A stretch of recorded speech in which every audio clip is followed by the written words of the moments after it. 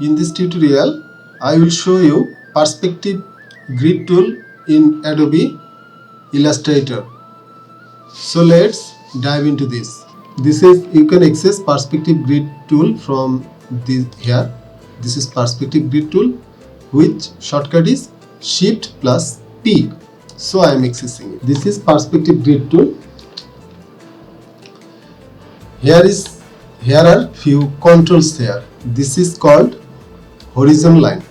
You can easily up and down it to make the building taller or make the building wider, make the structure wider. This is called horizon line.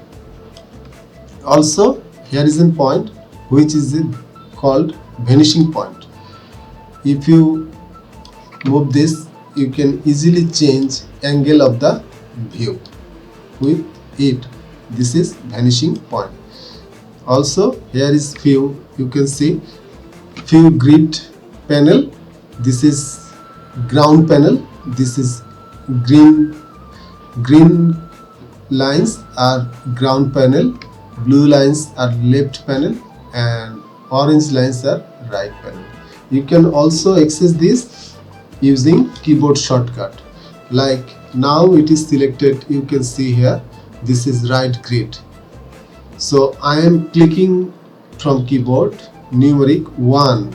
If I click 1, you can see now it is access left grid.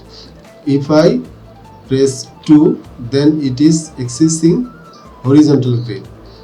And if I click pressing 3, then it is orange or right grid. Also, you can increase mesh.